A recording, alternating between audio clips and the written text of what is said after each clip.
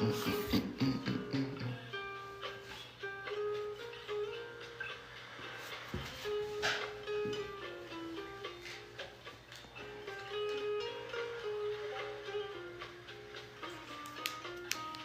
wonder if this will work if I put it right here. Nah. Boo, that's no good. Not worried about it.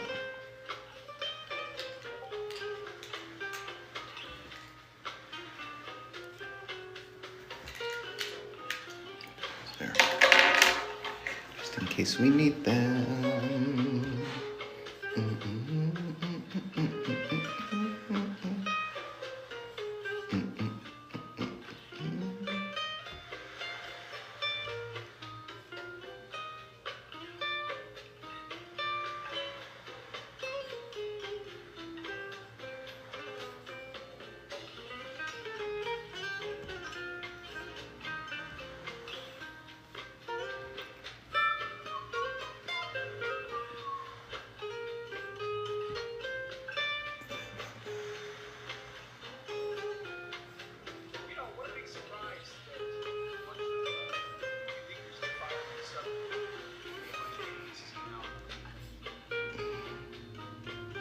Oh, that man is going through it.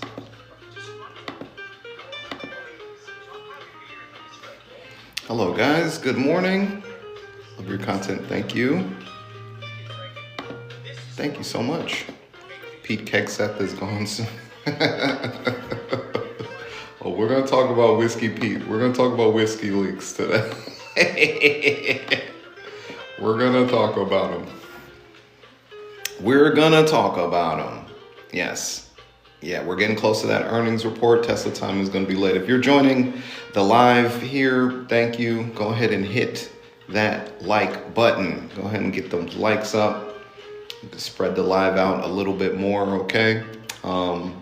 We appreciate everybody hopping in. How was the weekend? How's the sound? Let me know that the sound is good. If the sound is good, throw a lime wedge in the chat for me, all right?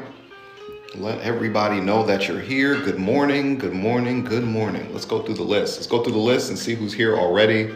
What's up, Passive Gamer, my man? What's going on, Monty Martin, Miss Trini, how are you? For Auntie LJ, what's up? Chloe, that's how I say it, Chloe or I think it's Chloe. I think that's how it is. Like Chloe for sure. Carl Collins, what's happening? What's up? Greer the Villain, I like that name. That's a pretty cool name. Gen X Dog Mom, that's nice. I like that. That's pretty cool. Pretty cool. What's up? What's up? Hey. How is everybody doing? Did you have a good weekend? Did you get to relax? Well, I'm not going to say did you get to relax. We all know what's going on in the world right now. Everybody is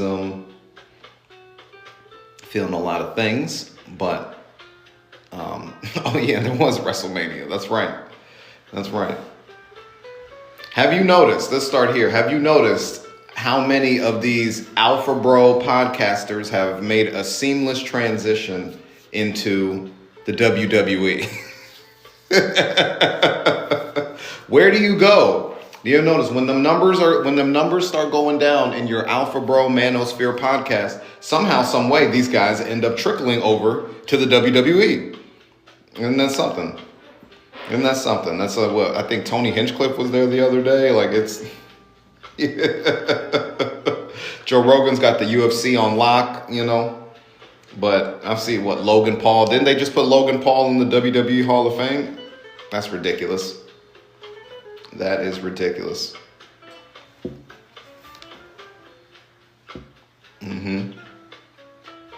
At the vet all day yesterday, dog has a weird cough. I'm sorry to hear that for your dog. I hope he gets better. Yeah, Logan Paul had a match. If they really putting him in the Hall of Fame for the WWE, there's a reason why there's a reason why that whole department has been falling apart. You know. not department, the brand and everything like that. I just don't know. I have not enjoyed it the same. Man, I mean, I grew up in the Attitude Era. I grew up in the prime Rock, prime Stone Cold era. You know, you're just never gonna see WWE like that again. I'm sorry, you're not. You know what I mean? You're not. Yeah, I know UFC fighters because WWE and UFC I believe are merging or they've merged or something like that. You know.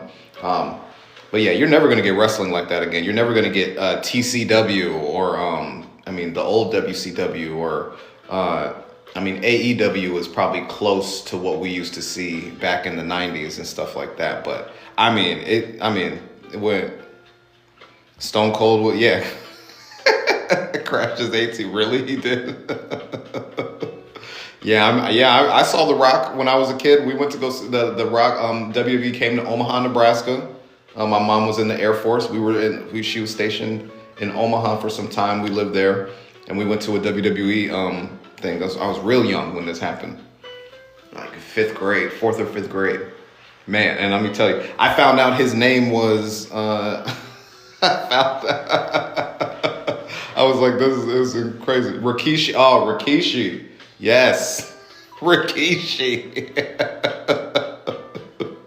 Everybody used to think Rikishi and The Rock were brothers. I remember Rikishi. Yeah. He'd give you the stink face.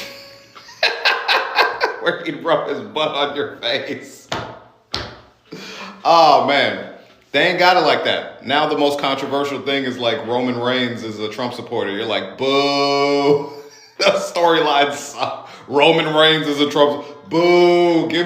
Come on. Give me something. Give me something. What about when Stephanie McMahon had a beef with Trish Stratus because Trish Stratus was dating her dad? Remember that one? Remember that one? That was bring back those storylines, all right? Bring back those storylines where they turned the merger of WCW and WWE into a rivalry between Shane McMahon and Vince McMahon, ultimately culminating in Shane McMahon losing a wrestling match and that being the signifier for the merger of WWE. That's what I'm talking. Bring back those storylines. They don't have them anymore. They don't have them. Good morning, everybody. That is, John Cena won. That's hilarious. Booker T was the man. Booker T was the five knuckle shot. Booker T was great. Booker T was great. But yeah, that's what happens. That's what's happening to these Manosphere Bro podcasters. You know what I mean? They're trying to trickle over to the WWE. They're trying to get themselves a little, because them legacy news spots are very few and far between. You ain't getting in at Fox News. You ain't getting in anywhere, And guess what? Nobody is interested in your dude bro alpha male podcast bullshit anymore. Nobody's interested. Theo Vaughn about to getting sued. Oh no. Did y'all see that? Theo Vaughn supposedly being sued. It's been look, there's always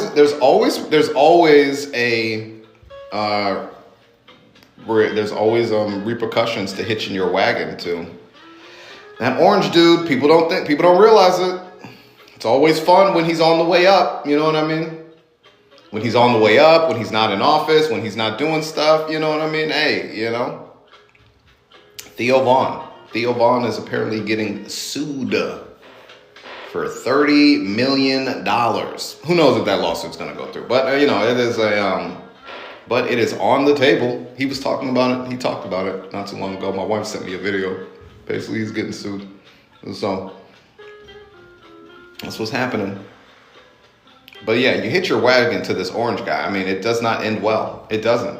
Even if you get those moments or those temporary moments of like gratification, those moments where you rise up, those moments where you actually get a chance to, sit near the seat of power, it always ends bad. Always ends poorly. And now we are sliding into the phase where this stuff is going to start getting, These people were clearly having a lot of fun for like the first 3 or 4 weeks. They were walking around like they were untouchable. They were. These people were getting confirmed untouchable. Now, oh, it's falling apart. Here we go. It is falling apart. Let's start with Vance the Reaper. I guess we should start there. We have to start there. Out of respect, we should mention that the Pope has passed away. You know what I mean? All that stuff. You know, Pope Francis was cool. Pope Francis was one of the popes, was probably the only pope that I really was like very interested in, like in terms of just who he was and everything like that, you know, because man, I was too young to really know what JP2 was doing. You know, JP2 was the guy running the 90s, you know, actually he became Pope in 77, I believe, John Paul II. So he was a very popular Pope, And then he came after him was Benedict, I believe. Benedict, who was essentially playing cover up for all of the atrocities being committed in the thank you so much. Thank you for the gift. I appreciate you, Nancy. I appreciate you for the gift. Thank you guys so much. If I missed your gifts, I'm going to try and call them out. And yes, Nancy, I appreciate the heart. Thank you. I'm going to get better at calling out the gifts. TikTok tells me I should be better at calling out the gifts. So I want to do that. You know what I mean? Ruby Red Customs, thank you for the heart. I appreciate that. Felicity, thank you for the donut as well. So then what was Benedict when he stepped down, which has never happened it's so rare for a pope to step down. Like all the fanfare around that, all of the discussions around that. Why would a pope step down? That's never happened before. How could he step down? Was this the right decision? Should he have? Blah, blah, blah. I mean, it was absolutely crazy, you know? And then Pope Francis got in there, and Pope Francis was cool, man. Pope Francis was cool, man. They chose him. This dude, remember, he was wearing Jordans. When he first came in there, he was rocking Jordans all the time. Did y'all know that? Pope Francis was used to rock some dope ass sneakers. My guy. Let me see, Pope Francis sneakers. When he first got in there, bro, he was flexing on these people for real. He was flexing on these people. Hopefully they don't try to install a MAGA Pope. I mean, I don't know how you could install a MAGA Pope. You know what I mean? Like that would be that's next level. That's next level. I don't know how you could install a MAGA Pope, but I don't know if that's I don't know if that's possible. America has zero influence in the Vatican. Even our bishops are some of the least influential bishops worldwide. And the Catholic Church. The Catholic Church has overwhelmingly been against MAGA specifically. You know what I mean? So U.S. Catholic bishops did not like Look, the Catholic Church has been resoundingly against MAGA. You know what I'm saying? Now, Catholicism and religion in America is so unique compared to what it is worldwide, and people don't really understand that. It's very unique how all religion is sort of altered in this country. You know what I mean?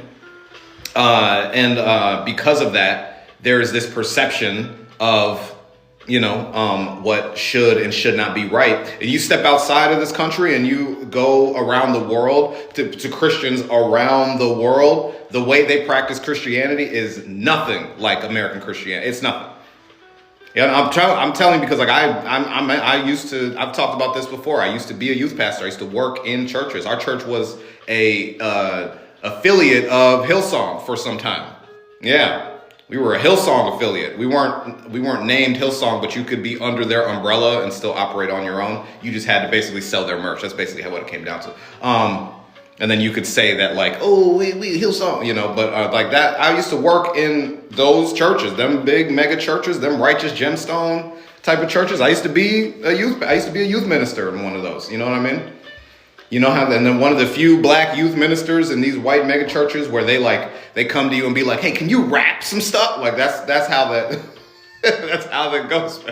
But like the way church is altered in this country, it's insane. You would not recognize it. You would not recognize it outside. So I would believe that there are U.S. Catholic bishops that don't like Pope Francis. That would make sense. You know what I mean? That would make sense.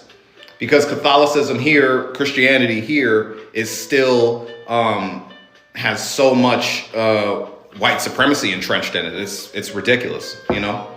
The white nationalism, the white supremacy that is infused into religion is so much more evident here in this country than it is around the world. So when you got a pope that's like, hey, look out for trans people, you absolutely...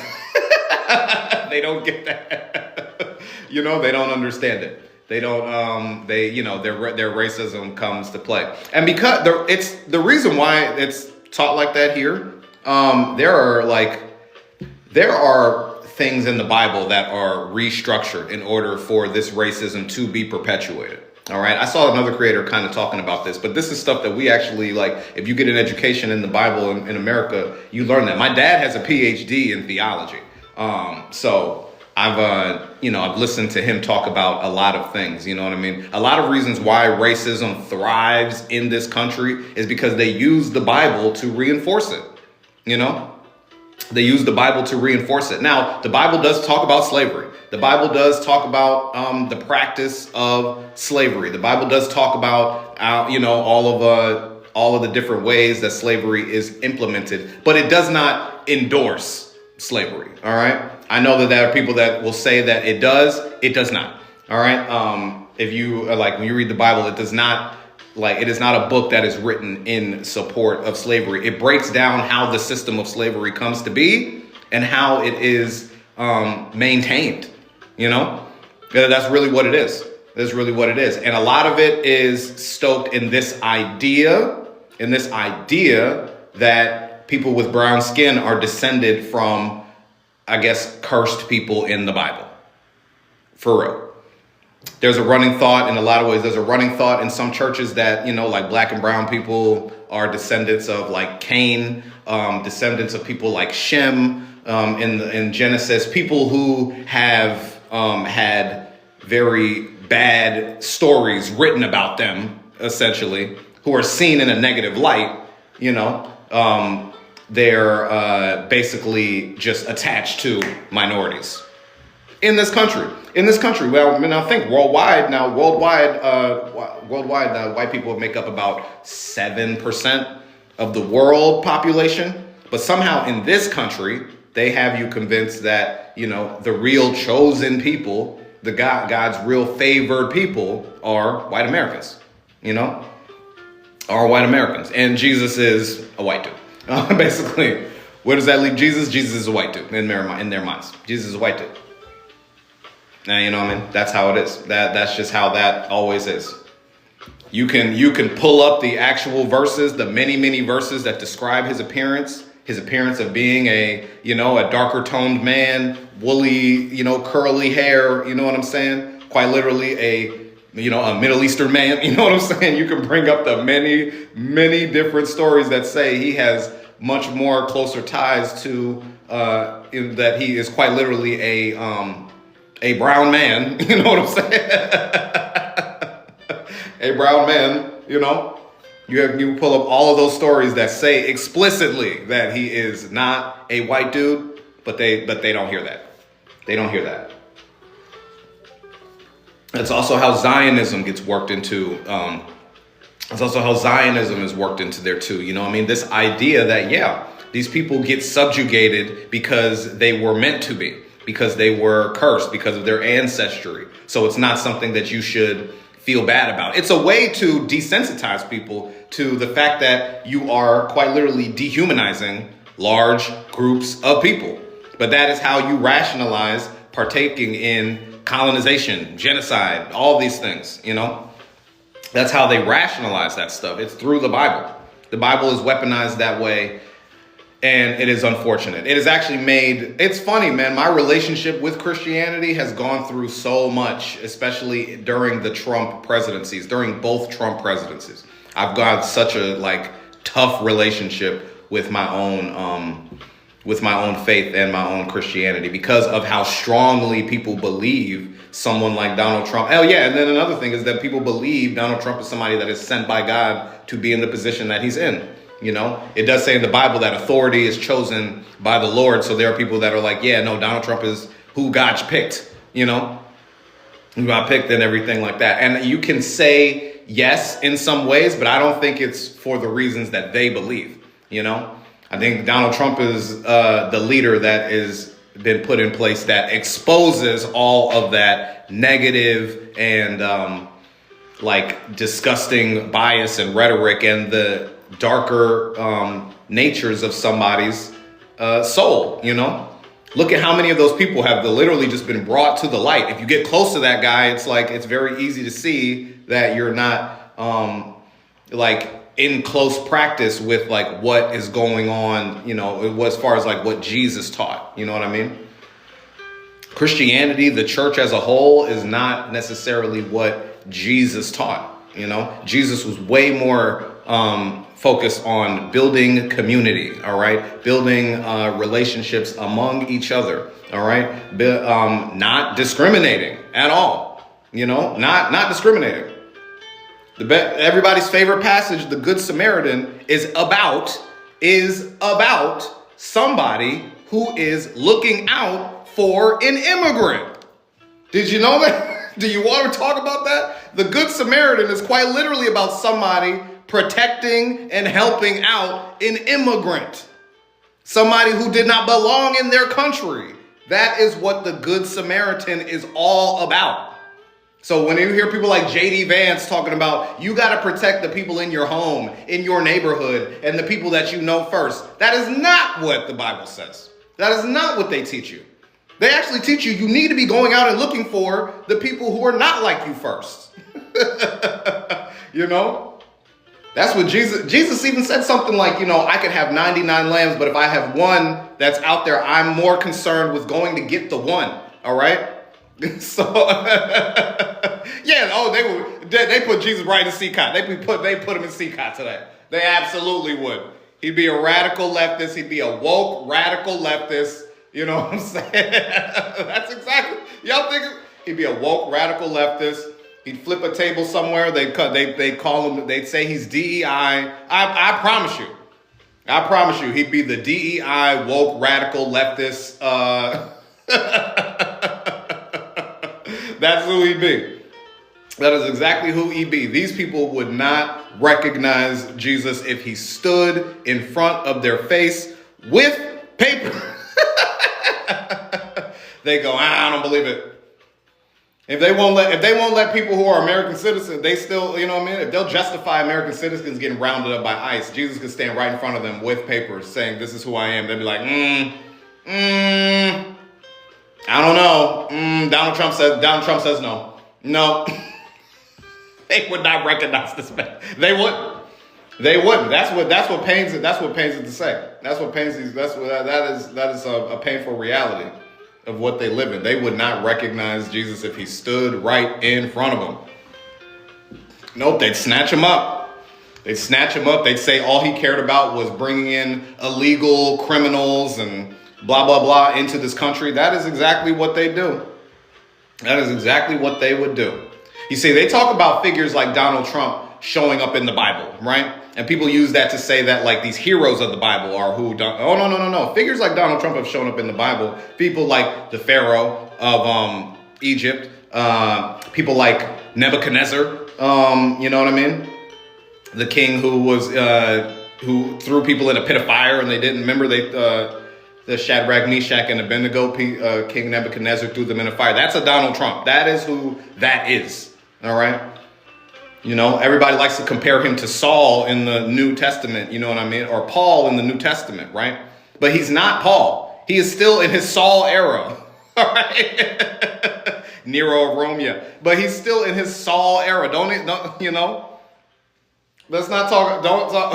What you mean? The guy whoever was the king that had all of the babies murdered right after Jesus was born because he didn't want the son of Christ to like grow up, the person that had every child under 2 murdered, that's a Donald Trump. That's who that is, okay? Herod, thank you. Thank you. You know what I mean? And then Stephen Miller is Pontius Pilate. I was playing. But yeah, dude.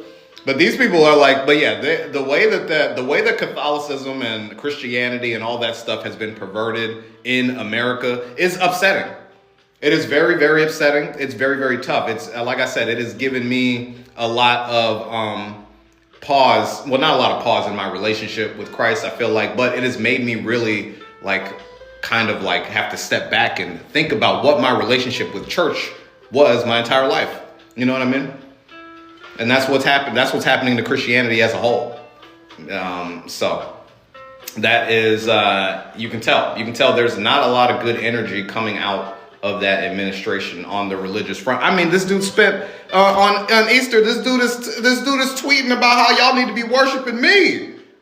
What? Are you out of your mind? It's Easter, and he's like, we need to. Hey, you know what I mean? Do you love? I rose. Are you out of your mind? Are you kidding me? But they won't see it any other way too. That's the thing. You could call them out on that. They won't see it any other way.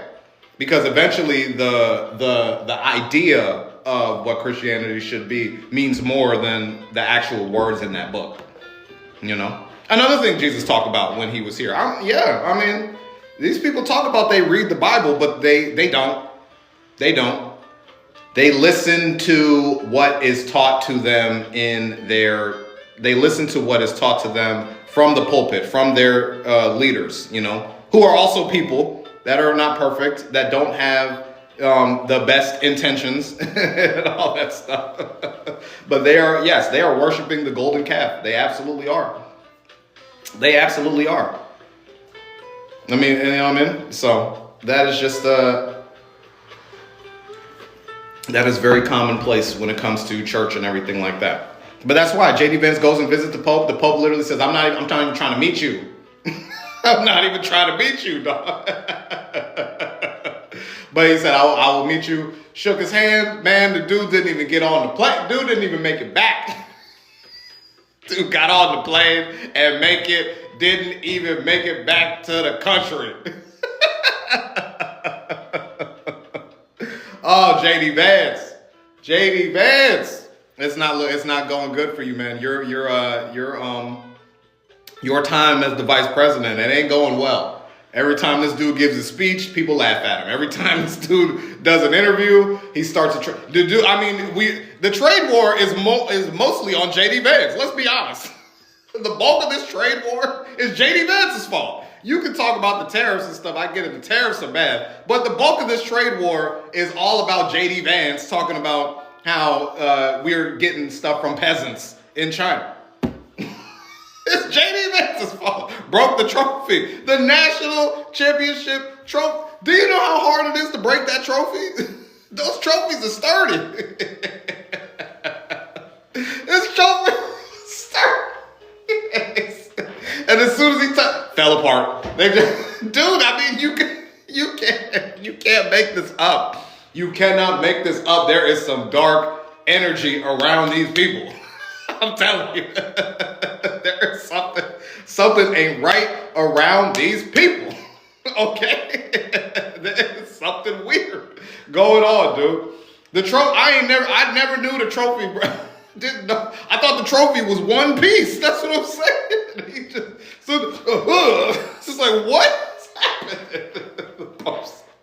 And as soon you saw the video here, let me pull up. I'm gonna pull up the video. I'm gonna pull it up because you saw the video when he shook the Pope's hand, and you were like, and it already even the interaction looked like he put a hex on him. Even the interaction looked like he put a hex on him. Even the interaction looked like he put a hex on him. I'm telling you. So JD Vance whispered something that he had to whisper something under his breath or something. I don't know. I don't find this video.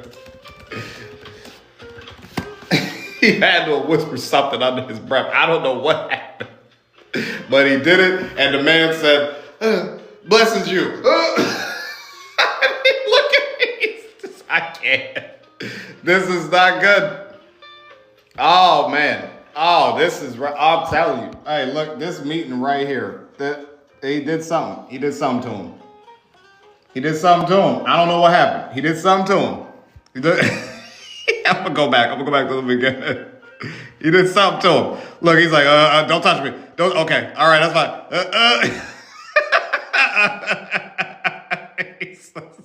Look at him. He's like, no, yeah, get him out of here. Give him a souvenir. Get him out of here. Give him a souvenir. Yeah, all right, there you go. Get him. Get him out of here. All right, yeah, that's cool. Yeah, you hand it to him. I'm not going to hand it. You hand it to him. That's it. Don't put him next to me. I don't look at him. He's like, don't touch me. Don't touch me. All right, I can't. I'm checking out. I'm checking out of here. I'm checking out of here. That's evidence. That's evidence. Put it in evidence. I put it in the evidence. Put it in there. Put it in there. When we look back on this day, we need evidence. All right, what happened? We need something wrong. As soon as he touched his hand, it was like, I don't know, man. I think I saw his soul leave his body like Space Jam. That's what I think I saw. I think I saw his soul leave his body like Space Jam when he did that. That's great. That'd be my argument. As soon as he touched him, the Pope was not the same. The Pope was not the same. I think we found a homegrown. Yeah, we did, Pepper. I think we found a homegrown to send to El Salvador. I think so. Because this dude done killed the leader of the largest religion in the world. We done found a homegrown. We found one. Go ahead and get him over there. Go ahead and get him over there. You know what I mean? No due process. Stop him at the airport. Put him on a plane to El Salvador. We don't do due process anymore. Put him on a plane to El Salvador right now. Okay, that's it. You shouldn't even let him back in the country. You should. Okay, that's it. As soon as he gets off of Air Force 2, go ahead and shackle him up. Make another one of them ASMR shackle videos, right? You know what I mean? Y'all know the ones the White House post. Make another one of them shackle videos with JD Vance, all right? I'll fall asleep to that. I'll tell you what. You want to talk about some soothing sounds to fall asleep to? Shackling up JD? Oh, I'll fall asleep to that. Like a baby. I'll be rested. I'll be well rested. If that's the case. I'll be well rested, my man. Oh, they don't put Aaron Partners. We have some breaking news. JD Vance is showing up, and oh man, that's good. That's me. That'd be me. I'm telling you, I ain't worried about. Ain't losing a minute of sleep off of that. Ain't losing no sleep. If that man go to El Salvador, I'm sorry. Empathy is out, right? Listen what he said. That's what y'all said. Empathy is out. Empathy is a weakness. Empathy is a sin. I ain't worried about it. Send him over there. I ain't worried about it. Send him on over there. That's good. I'm cool with that. He's homegrown, baby. Wishful thinking. Oh, here we go. Hey, good morning. Good morning, Greg. Good morning. Good morning. Oh, man. That is crazy. I mean, the optics on that is just nuts, man. That's what I talked about in the video. The optics on that is insane. It's insane, bro. Like, you have to keep him in the back now. Like, you got to put him on the bench. All right? You have to put him on the bench. Like, seriously, you can't. Stop sending him out to do stuff. We need JD Vance. Nah, we can't send JD. We can't send anybody. Send anybody else. Send anybody else. Don't leave him on the couch. We can't leave him on the couch. No, we can't. It's gotta be a bench. It's gotta be one of those metal benches. We don't give him a couch. Oh no, don't give him a couch. Nah, you better. Don't threaten him with a good time. Keep the couches away. But he definitely need to be on a bench somewhere. Don't give him no couches. No. The couches give him strength. Don't give him no couches. He gets fired up when he sees a couch. See, really what it is he was looking at the seat. He was like, that wheelchair. That wheelchair is looking real nice. That wheelchair is looking real nice. That's what JD is doing. Ooh, them wheels, are they automatic? Them wheels, I like that. Them wheels. How long you gonna be sitting in that seat, by the way? How long you gonna be sitting in that chair, by the way? How long? Let's be honest. How long you gonna be sitting?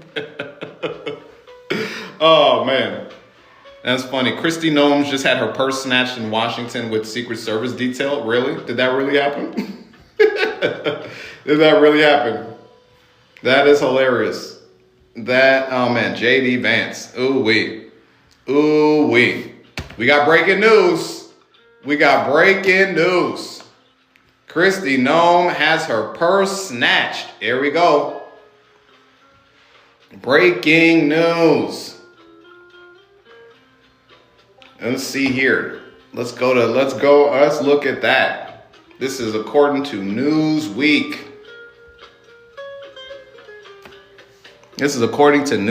Oh, hold on a second, guys. We're going to take a pause real quick. Got a message from the wife. You got it.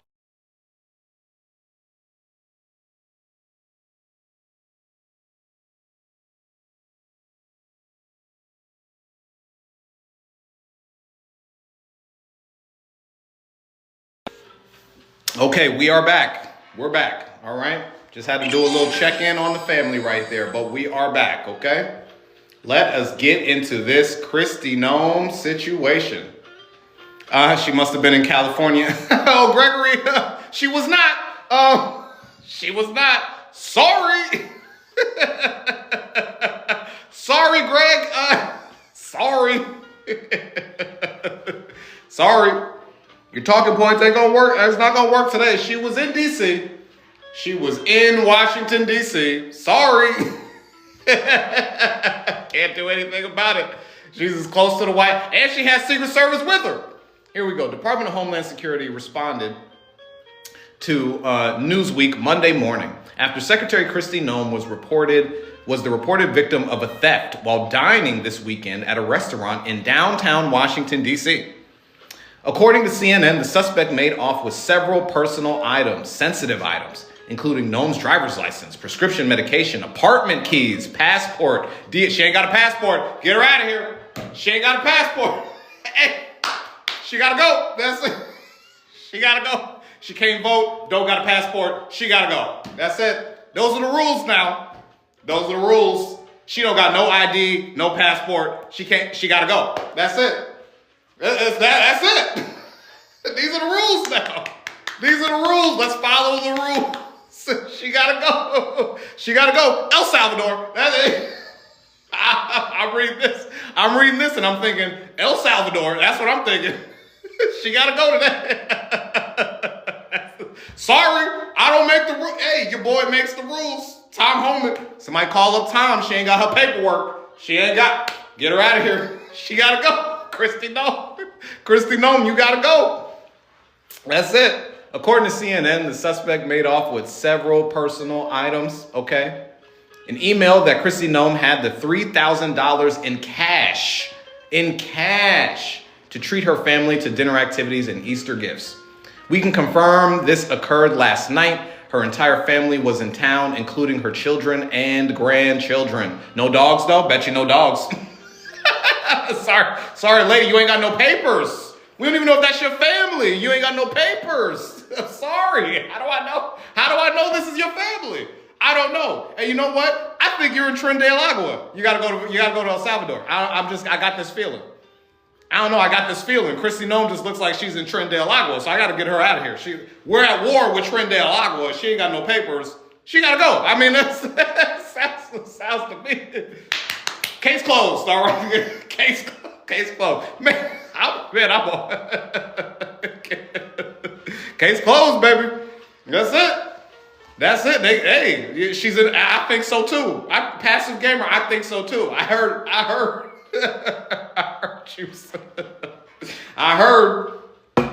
that's what it. I heard that $3,000 was hush money from Tren de Agua. She gotta go. You gotta do. I don't know what else to tell you. Oh man, that is crazy. Oh, it's about to start happening. I'm telling y'all, it is only going to keep. This is the beginning. This is the beginning of the unraveling, by the way. This is the beginning of the unraveling. The fabric, the piece of fabric has already been pulled, and the unraveling will continue. It's just only the beginning. I promise y'all, this is only the beginning. And that's crazy to say, all right? Pete Hegseth doing more drunk chats, Kristi Noem getting robbed, JD Vance taking the Pope out of here. It's about to get bad. It's about to get bad for these people. They have their time. Fun's over. I'll tell you what, fun's over. That's it. Oh man. Yeah, that's it. That is it.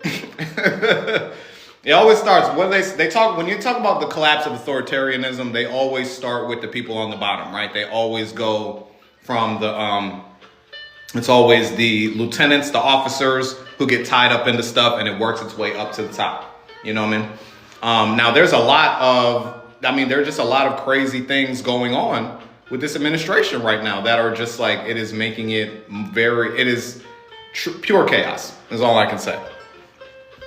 Pure chaos. And now that's spilling over into other countries. What do we hear? The president of El Salvador is really having issues with the PR that's surrounding his location. You know what I mean? Now we've heard he's moved Kilmar Abrego Garcia to a different location. Now I have a theory that what's going on is that even the president of El Salvador was not in on the communications of who these people were. I'm starting to get that feeling because that's the vibe he is putting out right here. The vibe he's putting out is that like he might not have even known that these people were just like regular people, you know? He seems to take a lot of pride in the fact that he is housing some of the worst criminals and stuff. It's always, I'm not listening to you, Greg. I'm not listening to you. You don't know what you're talking about. It seems like he was not fully, he's giving off the vibe that he was not fully aware of these people just being like people that got scooped up off the street and brought to his facility, you know? That's interesting to see how this is playing out because the residents of El Salvador are having an issue. I believe Venezuela has already filed a lawsuit with the International Criminals Court. The International Criminals Court is going to open an investigation into this facility. They've already started preliminary investigation into it. And I mean, if that gets deeper, you're only going to see more chaos around that facility. You know what I mean?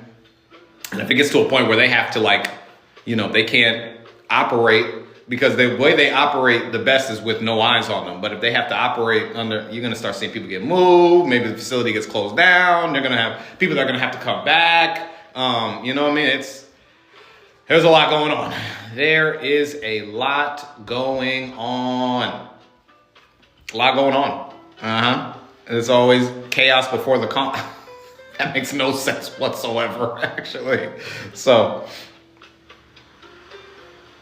you know, it is, and so this is all, this is all getting crazy. Let's see here. Let us see here. I think they said something.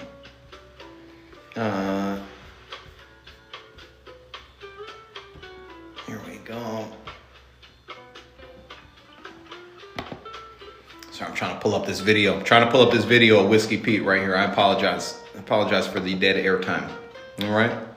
By the way, if you showed up to the live late, if you weren't here from the beginning, or if you missed the live at all right, I am going to start saving these lives and then posting them on my YouTube page. So even if you miss a live, if you don't get here in the beginning, if you get here near the end, if you don't catch every piece of it, don't worry, because I can literally take this whole live, put it on YouTube, and then you can go and enjoy that later. So I just want to make sure people know that I'm going to start doing that.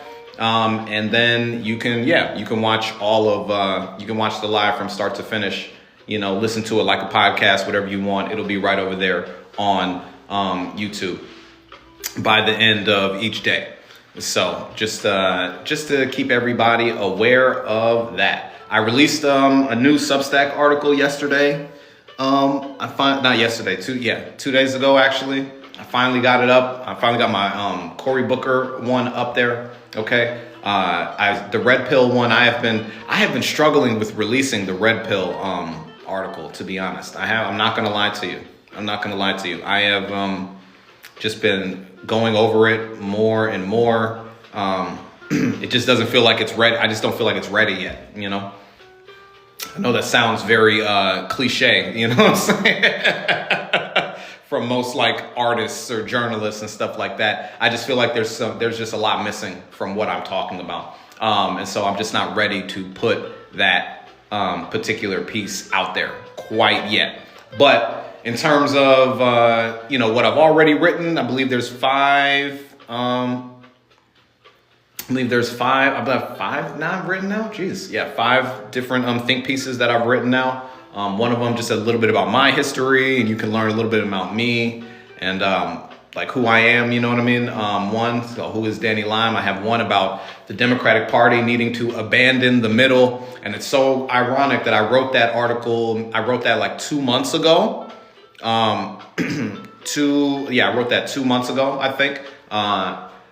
About how Democrats need to abandon the middle. I remember people who read that article gave me pushback too. They were like, we don't agree with this. This is not what Democrats need to do. But now we have someone like David Hogg coming out and saying, we got to abandon the middle. Like we need to primary some of these do nothing Democrats and get them out of here and get people who are in there trying to fight for the American people. So I was like, hell yeah. At least I know I'm not crazy for thinking what I'm thinking, Check that out. I wrote a piece about Kanye West and just how much he's disappointed me, how much Kanye West meant to me, and about how much Kanye West meant to me and how much it has like broken my heart to see what he's turned into now. They really do a lot to, you got to be careful who your heroes are, because they really will stay around long enough to become the villains. They absolutely will. And Kanye West is somebody that I'm telling you couldn't find a bigger fan of Kanye West than me at the time of his music actually being completely game changing, world changing even, like even with all of his craziness, I cannot find 3 better albums than his first 3, His first 3. Out of just about every rap. Even someone like Kendrick Lamar, who I love everything about Kendrick Lamar's discography. I think he has one of the best discographies of any rapper in existence. You know what I mean? I don't think there's anything about his music that I dislike, in terms of like what Kendrick Lamar does. He's definitely one of my all-time favorites. But if you go, College Dropout, Late Registration, and Graduation are 3 of the best rap albums ever made. All right? Ever made. They are up there with the likes of, The Chronic. They are up there with those discography. Yeah, I'm sorry, discography. You caught me, Patriot. Discography. I said that. I knew when I said it, I was like, I wonder if anybody's going to notice.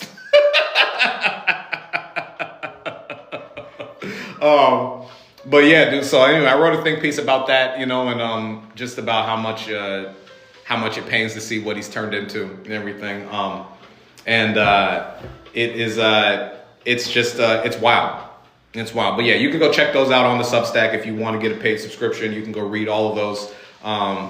They even have like commentary. You can like click and like listen to like a audio book. You can listen to my think pieces like an audio book if you want. But yeah, check those out if you want to. Like I said, the lives will be up on YouTube and they will be fully posted in their entirety after we finish. So that is something that I'm going to start doing. I have Fridays up. Fridays is up there.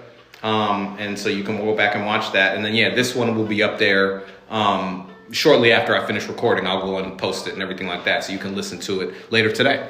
All right. And so we got some new equipment coming in pretty soon. I'm trying to upgrade. I'm really trying to lean into the creator space, lean into what I'm doing here, and grow it. You know, it's obviously resonating with people. I've been talking to my wife a lot about this, a lot about what I'm doing and if it's helping, if it's something that I think is a viable option for the future of whatever I want my career to be. And I don't think I can walk away from what I'm doing here with social media. So I feel like it's incumbent upon me to keep growing this. I feel like it's very important for me to keep growing what I'm doing here and just see where it goes, you know, just see where it goes. I think I like to believe that what I'm doing is something positive. I'd like to believe that what I'm doing is something that is helping people. It is bringing people together. And that is my sort of idealistic vision for the type of content that I am making. And so if I am on the right track, I just want to stay on that, you know. I want to do my best not to use a platform to like bully. I want to do my best not to use my platform to go after other creators and like start little like wars and beefs over things like that. That is some of my least favorite things. That is some of my least favorite things to see online, to be honest. And I'm not. I understand that there is tensions and different opinions, and everybody has them and stuff like that. But when the wars break out, I'm just like, oh God, that's just like it's not fun. It's not fun, and I've done that. And I've done that before, you know, like I told you, I've been a stand-up comedian. I did stand-up comedy for 12 years. Most of stand-up comedy was fighting with people online, you know, if I wasn't doing open mics and stuff like that, a lot of stand-up comedy turned into fighting with people online and getting into beefs and doing all types of stuff that just had nothing to do with actually entertaining or like bringing joy to people, you know. And so I figured if I was going to get back into social media, if I was going to do something like that, because when I walked away from stand-up, that left a really big hole in my life. It was something that I felt like I was meant to be doing forever. So to walk away from it with this feeling of like I just don't have it in me to pursue that anymore, it was tough. It's very, very tough. It was very, very tough to adjust. It was very, very tough to kind of find myself, you know, after doing that. And so I definitely had to sort of like navigate a lot of emotions that brought me here to TikTok, you know. And so now that I have sort of found something that is really making a difference, I'm not gonna walk away from it. You know? I'm not gonna walk away from it. How long did you do stand-up for? I did stand-up for 12 years. Started when I was 17. I'll never forget October of 2008. It was the first time I did stand-up. I was 17. I was still a senior in high school. And I went and I went and traveled all over the place, you know. You've been doing it for 12 years and I've never heard of you. Yeah, I mean, you know, if you think that's a unique story, then I'm telling you, there are hundreds of thousands of comedians who have been doing it longer, who were doing it way longer that you've never heard of. And that you will never hear of. So just so you know, stand-up comedy is a tough game. It is very tough. It is soul crushing in a lot of ways. There's so many things about it that just that really makes it very, very difficult to like rise up in the game. You know what I mean? So, and you went by the same name? No. I used my regular name when I did stand up. I decided to use my real name. And man, I went through a lot of changes with my stand up. When I started doing it as a high school, college student, then my type of material was very, the type of material that I went with was very much reflective of where my life was, and like, all that. I do not. You may find videos of me doing stand up from years in the past, and I just want you to know, I absolutely hate. I absolutely hate all of those videos. I'm just saying, if you find stand-up videos of me, I'm telling you, don't send them to me and be like, don't send them to me. Don't send them to me. Just know I'm not a fan of my own stand-up. I'm just don't do it. We will not be doing that. We will not be doing that today. Maybe I'll do that one day. Maybe one day I will look up one of my old videos and we'll watch it together. But I am not ready for that right now. Trust me. I am not ready for that right now. Trust me.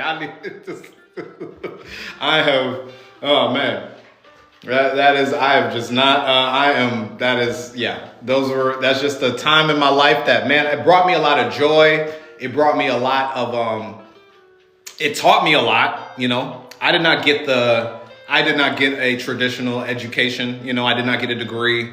Obviously I did not finish my time in college. I'm trying to make up for that now. And it's been a struggle, but, man, what I learned about people, what I learned about, just how different everybody is, no matter where you go, and how you kind of have to adjust the way you talk, the way you perform, and the way you present yourself wherever you go. I've seen stand-up comedians in New York City who are some of the funniest people that you could ever imagine. And they step 1 mile outside of New York City, can't tell a joke to save their life. That's a real thing. I've seen that, I've seen comics who are literally on television. You know what I mean?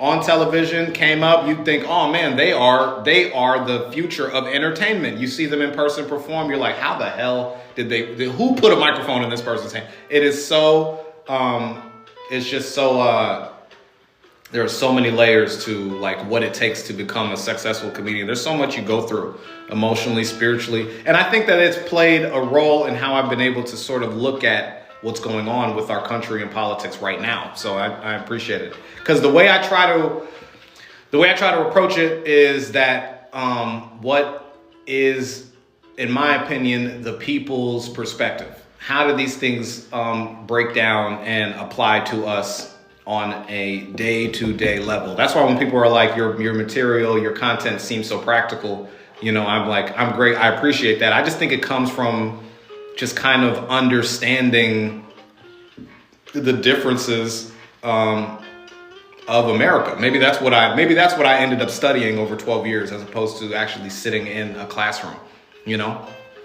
I lived in Trump country for a good amount of time. You know what I mean? I worked around people who are probably now deep into the cult of MAGA. You know what I'm saying? And got to know a lot about how they think and how they talk and everything like that.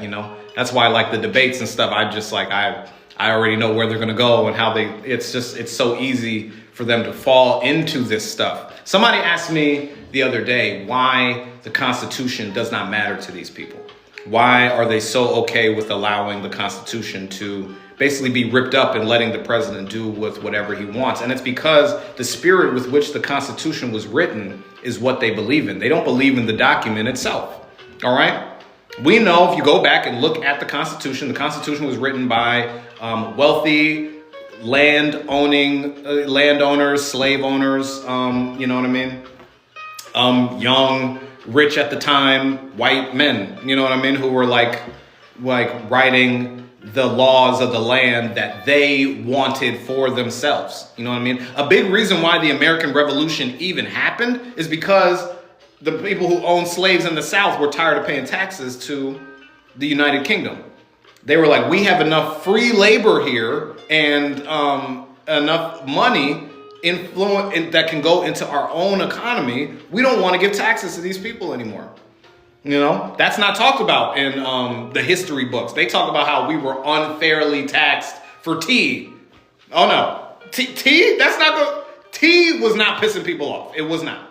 Okay, tea was not pissing people off. The people who had the people who had the money of their time. Okay,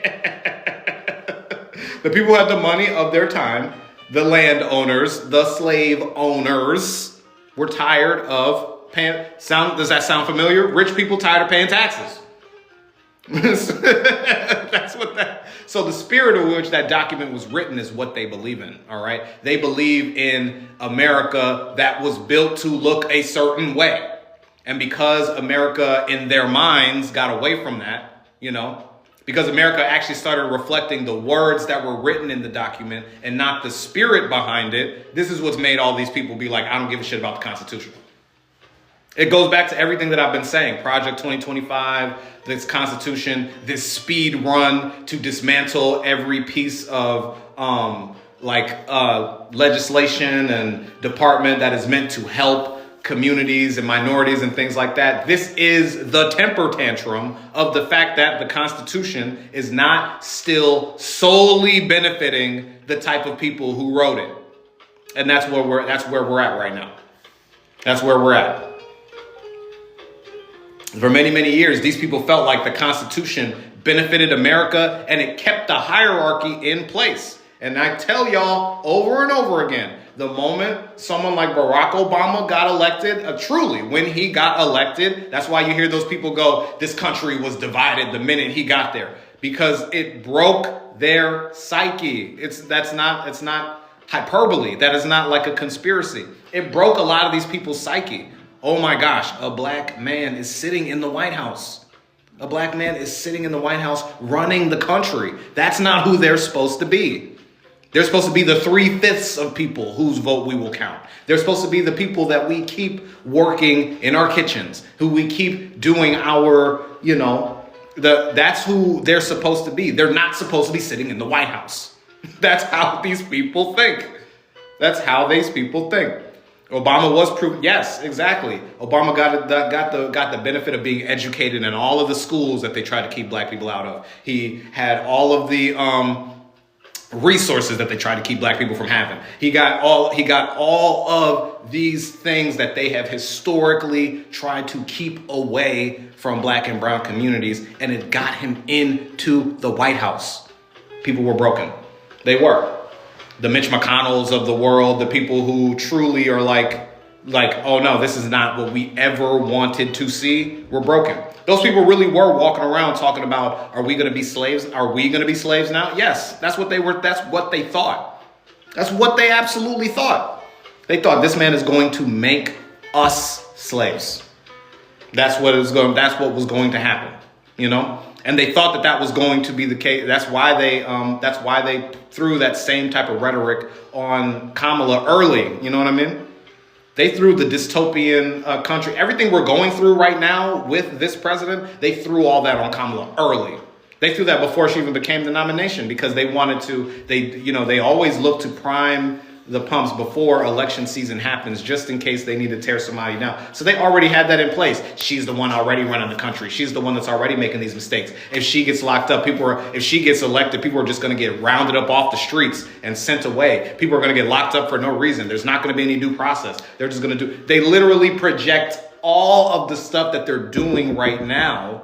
And they specifically do it to black and brown leaders in this country. They do that. They make you afraid of that. So that these people don't get elected, and then these people don't get elected. And then when they get elected, they actually do the things that they were accusing the other people. They do them. They actually do them. But you in your mind are going, that's not happening. That's not what's going on. No, that's not what's going on. You're overreacting. That's not what's going on. It's happening. What do you mean? Nah, I don't see it. I don't see it. Due process. They just sent away 2 German teenagers who were just backpacking around the world. Do you realize what that's doing to our tourism? Do you realize what that's doing to our economy? The world is telling people don't come here. The world is telling people don't come here. Don't even come on vacation here. You know what I mean? Do you understand what that is doing to our country? I mean, y'all think it's, oh, like what? Yeah, Hawaii. Yeah, I saw. Yeah, I'm just saying. Do you understand what that's doing? It is. Yeah. Oh man. And China is now saying don't work with America. Like this is what that. Y'all don't understand. Y'all think this is cool. Y'all think this is cool. And he has to keep you in this bubble of believing that the real enemies are the DEI and the woke and everything like that. You won't step out of the bubble and look at the fact that we are being truly like they're just taking us away from the world stage altogether.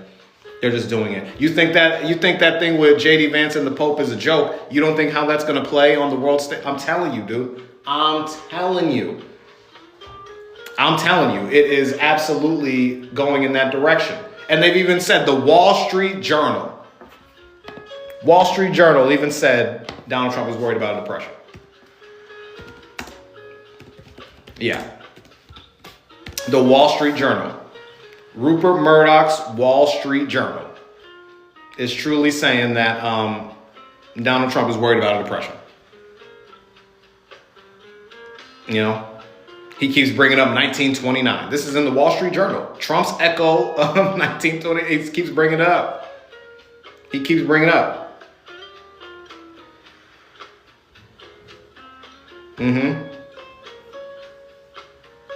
Because it's like this. Absolutely, where am I at here? Trump acknowledged, here we go. Trump acknowledged that he could cause a recession, but didn't want a depression, according to the Wall Street Journal. President Trump was aware the economy could enter a recession, but wanted to avoid a depression from his tariffs. Kevin Hassett, director of the U.S. National Economy Council, told CNBC Thursday that the collapsing bond market contributed to Trump's decision to walk back his trade policy. We know that, okay? Now, the rumor is that the collapsing bond market was a play enacted by the Prime Minister of Canada. The Prime Minister of Canada supposedly reached out to Japan and said, hey, sell off those bonds. You own the biggest amount of debt as a foreign nation to the country. Sell off those bonds. The Economist. Just saying. Trump privately said he was aware that his broad and steep plan for levies unveiled last week could tip the economy into a recession. He knew it. Now he's telling y'all a little bit of pain for a long time gain. He's literally telling y'all, but he didn't want a depression, according to a Wednesday night report from the paper. The Wall Street Journal. According to a Wednesday night report from the Wall Street Journal. Trump also told advisors that he was willing to accept pain over the policy. A person who spoke with him Monday told the Journal. A depression is considered by economists to take place when a recession becomes more severe and entails higher unemployment and more prolonged downturn. The U.S. has avoided them since the Great Depression of the 1930s, when unemployment hit 25%. 25%. Okay? Think about that.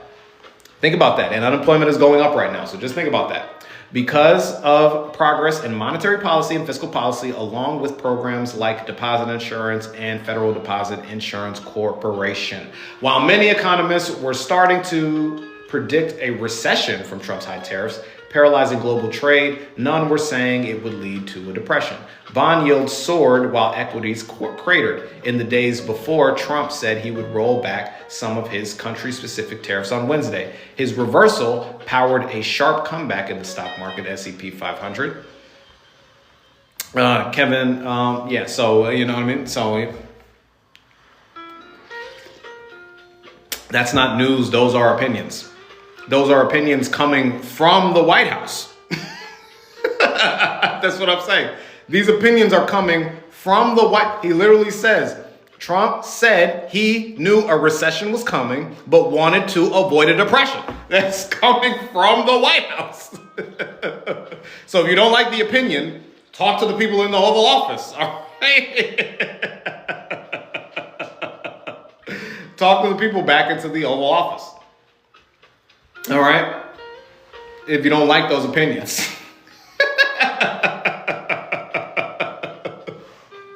You know what I mean? Oh, man. That's like, I mean, he said it. I gotta start playing that game. Once we get enough MAGA trolls in here, I'm gonna start playing that game. I'm just gonna start reading quotes and then being like, which radical leftist said that? And they'll be like, Nancy Pelosi. And I'll be like, no, it was Donald Trump. Actually, it was because we that's it. No, it was Donald Trump who said that. No, that's how they get. Well, we know what he's saying. That's how these people always get. Well, we know what he's really talking about. What is he talking about? Oh man, I love it. We just I set the trap. Boom, you know what I mean? Set the trap and we got you. We got you. That would be a great segment. I might start cutting that out. I'm going to start doing that. Because we set the trap. You walked right into it. Those are just opinions. Fake news. Those are just opinions. He said it. What do you know? Yeah, meanwhile, the Dow is definitely down 1,200 points. Yes. Dow is down 1,200 points. So, struggling with the economy. Sorry. Struggling with the economy. They're about to get Kristi Noem out of here. You know, struggling with the economy. Anyway, we are, oh, wow. Look at that. I did not even notice the time. I think that is a perfect way to transition into everybody's favorite game show. Am I right? Why not? Why not dig into this a little bit? You know what I mean? Let's go ahead and look at Tesla time because I know the muskrat thought we forgot about him. I know he thought we forgot about him. I know he did. He thought we were not paying attention. Delta Airlines plane evacuated after, hey, you know what I mean? Hey, Trump's country, you don't fly nowhere. Don't fly nowhere. I'm about to take some swimming lessons because I'm about to start swimming through I'm going to learn how to sail because I can't, you don't fly nowhere. I'll tell you, don't fly nowhere. Oh yeah, play Price is Right music. Yeah, that would be really, that would actually be really cool. Hold on. There we go.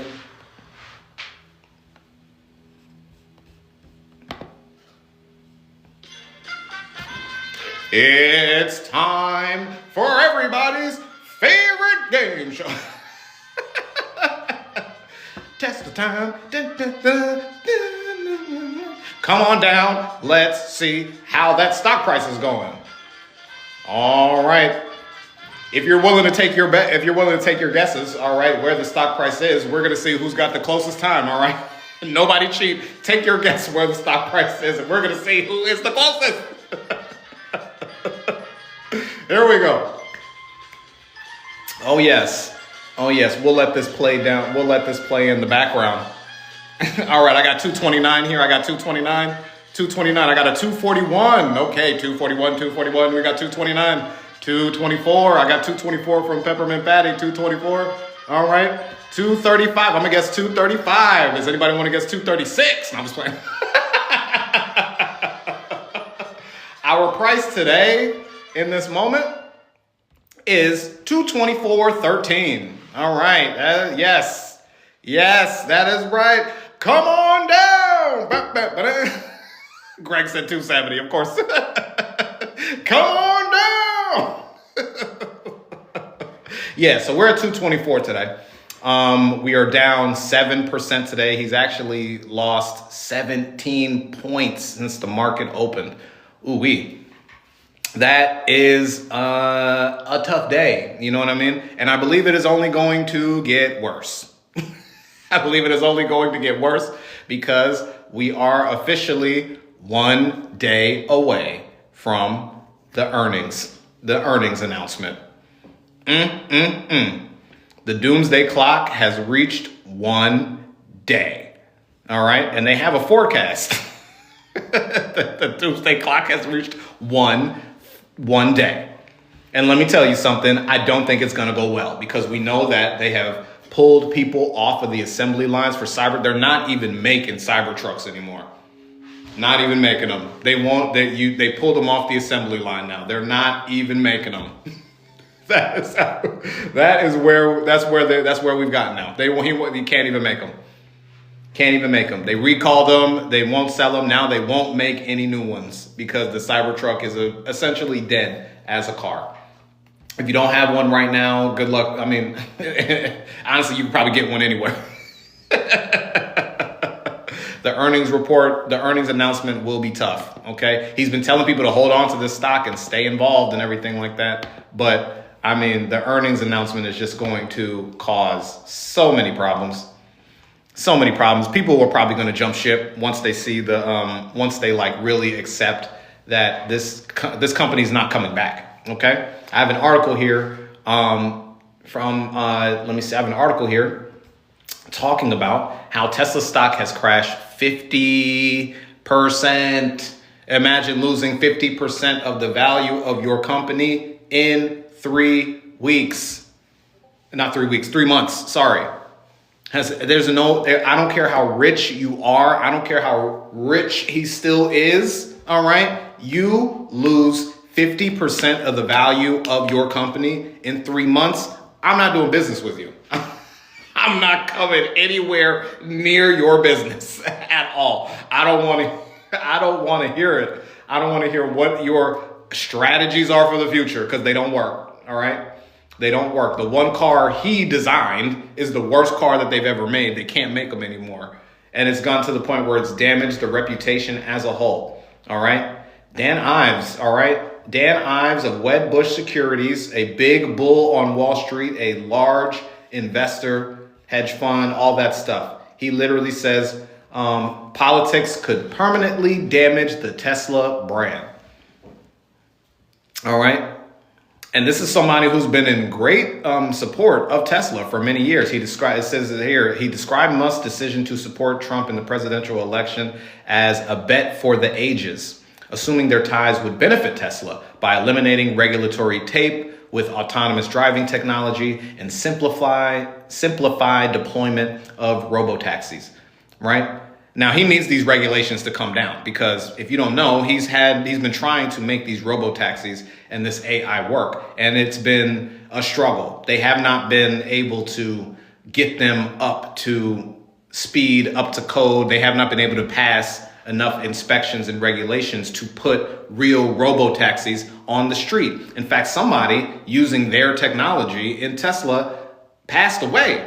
Like they unalived somebody who was sitting in a robo-taxi car going 70 miles an hour. This happened back in 2018, I believe. So it's been a struggle. He's been trying to make this autonomous car driving thing happen for a long time, guys. A long time. This is not, and he keeps going, it's going to happen, it's going to happen, it's going to happen. And I'm telling you, it's not working. It is not working. It is very hard right now. We don't have the intuitive AI technology to handle something like driving long distances. We don't.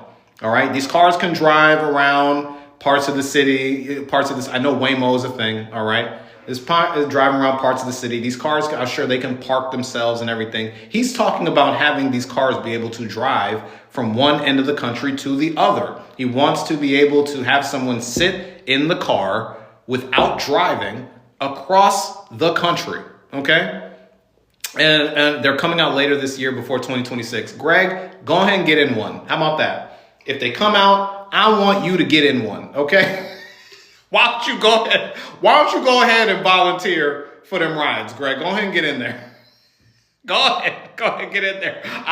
I don't know if that's something you're excited about. Why don't you go ahead and try it? Okay, go ahead. That's gonna be. I know you want you. Why don't you go ahead and get in one? Why don't you go ahead and get in one, bro? I think that's what you're doing. I think that's what you should do. You should go ahead and get in one. Go ahead and get you one. Go ahead and get you one. Go ahead and get you one. I think you should get one.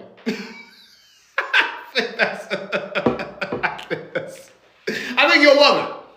I think you'll really love it. You know what I mean? I think it's gonna be your fan. I think you should give it a shot. You know what I mean? Go ahead and get in them taxes. Go ahead and get in there.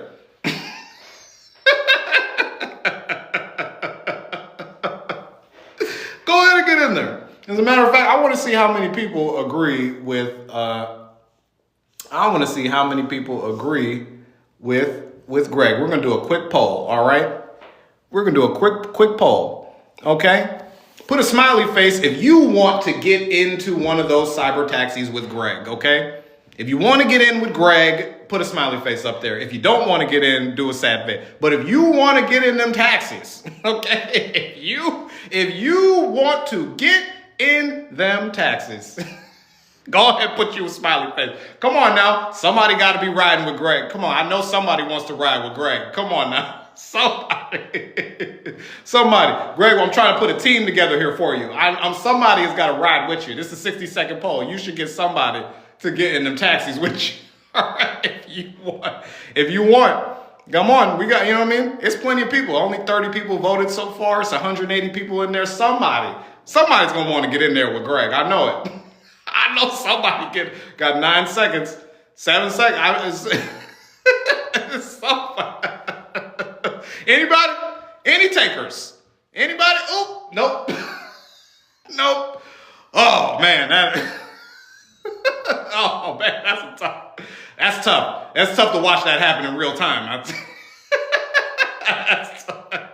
That's tough to watch that happen in real time, by the way. I gotta say, that really I was being funny because I thought somebody was gonna troll and actually jump in with you. Oh no, they said you on your own, my man. I thought somebody was gonna be funny and try to jump. You usually can get a couple people that be like, I'll jump in with you. And I know I have other like MAGA people that watch this live. I know more than just Greg watches it. So that means even your own people ain't trying to get. Tell you. Even your own people ain't trying to get in there. Oh no, it ain't looking good. It's not looking good for your boy. I'm sorry, Greg. It ain't looking. It's just you. But I mean, like I said, all power to you. You should get you one. I think that's the way to go. I think you should get you one, my man. I think so. The numbers speak for themselves. That's what you should do. It's the future. I believe it's the future. I do believe that automatic cars are coming. I do. They ain't gonna be the Muskrat's cars. I'll tell you that. He ain't gonna be him. I do believe automated driving is coming. It absolutely is. All right. Waymo is a thing. Waymo exists. So I know that is going to become more prevalent, but it ain't going to be the Muskrat. He ain't got it. He is not the innovator. He is not the inventor that he claims to be. He's not. Okay. What he does is he uses his money to lobby and regulate and get out his competition. Okay. That's what he uses his money for. He uses his money to lobby and keep the competition away. From him. Stuff, okay? Even Joe Rogan can't sell that lie anymore. Did you see it? Even Joe Rogan can't sell that lie anymore. Joe Rogan was trying to convince Tim Dillon that Elon is inventing stuff, and Tim is like,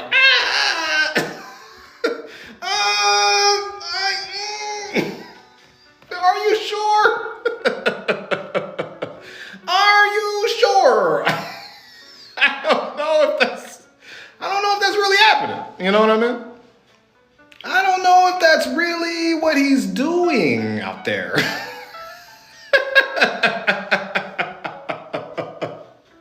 What is it? Here we go. 100%.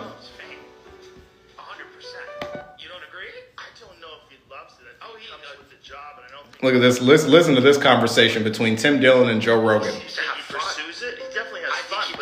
I'm telling you, like I said, the Alpha Bro Manosphere podcasts are falling apart. Okay, both of these dudes were endorsing Trump, and listen to and Elon, both of them when they were running. Now listen to He him. loves fame. 100%. You don't agree? I don't know if he loves it. I think he it comes does. with the job, and I don't think he minds it. Oh, I think he quite enjoys it. I mean, he seems to have He fun. pursues it. He definitely I has think fun, he but he pursues has it. fun with a lot of things. Is Warren Buffett tweeting every day like this? No, but Warren Buffett is not also inventing 50 different things at the same time. He's a multi-billionaire. I He mean, is, but he's an investor. Sure, but Elon Musk is digging tunnels under cities and shooting rockets into Where are the space and tunnels? revolutionizing. Where are the tunnels? where are the tunnels? Have you seen it? I've not seen it, and we don't need one. That tunnel should collapse with everyone going from Vegas to fucking LA. That tunnel should collapse. He loves fame. Where are the tunnels? I think that's. I like that. I just got that conversation in its entirety is amazing. Because he's like, what is he doing? What is he actually doing? I've been saying it for a long time. I don't want to believe. I'm telling you, hey, look, money does not make you smart. I'm sorry.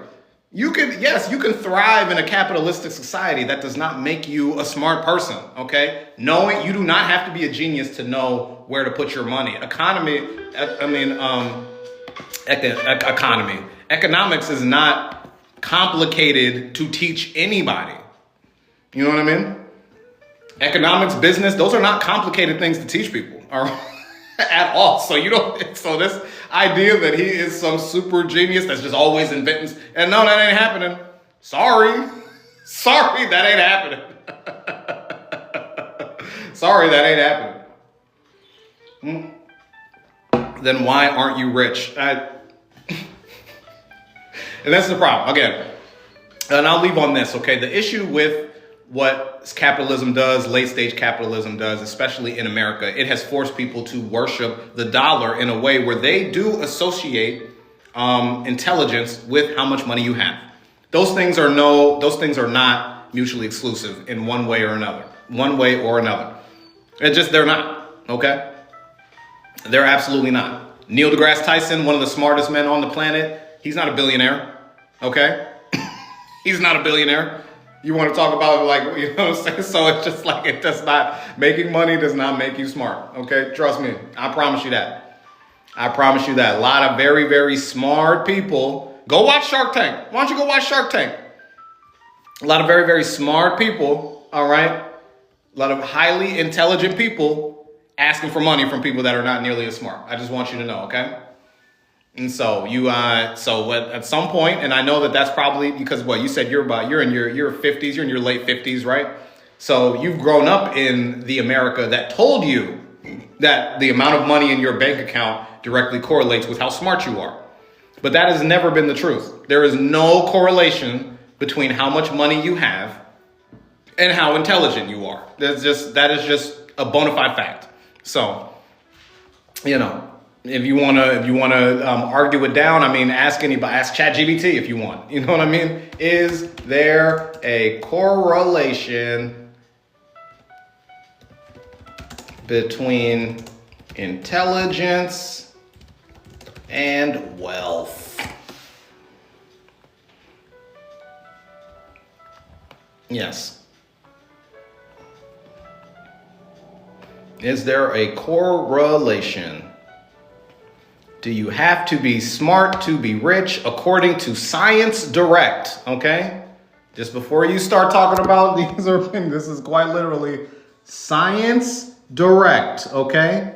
They have doctors, they refer doctors to this website when they want to write their thesis statements, research papers and stuff. Science Direct is quite literally a directory meant for scientists, okay? For scientists, just before we get into the whole fake news, all right? And the research suggests no, all right? The research suggests no, all right? There have been many coincidences. There's a higher probability that you will have more money if you are a smarter person. You will be able to make better financial decisions. There's a higher probability, but there is no direct correlation between being smart and having money. It is not, those things are not mutually exclusive.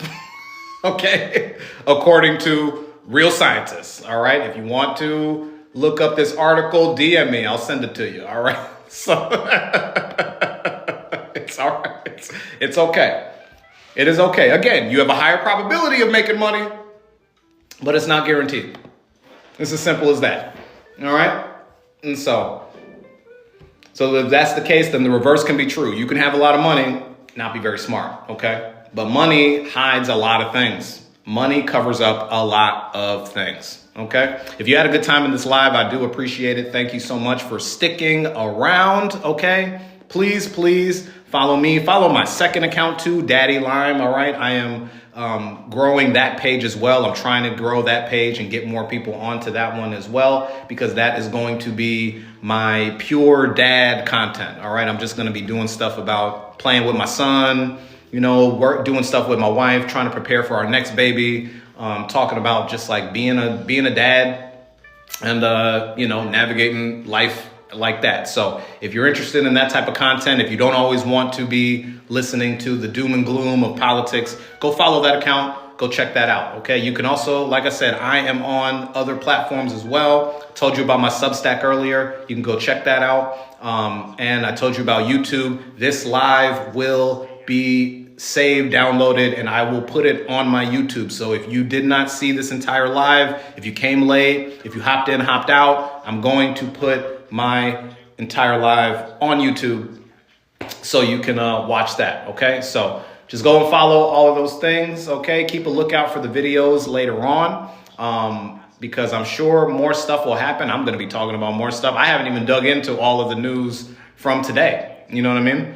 And that's just because the weekend was so eventful. So we'll go ahead and kick up and see what's going on today. And then I'll be making more videos to prepare for that. We're just going to keep the ball rolling. Okay. Have a good rest of your day. If anything major happens, I'll probably go live again, but no matter what, you can find me at this page. Look for the icon. Do not follow any other pages messaging you, telling you that they're me. All right. If I have not explicitly told you that that is my page, it's not me. I know a lot of you are getting messages from fake Danny Lime accounts. They're not me. I'm trying to report them and get them taken down. TikTok is not very good at taking them down. It is what it is. But anyway, thank you guys so much. Check out the live, check out the replay. It'll be on YouTube in the next few hours, and have a great rest of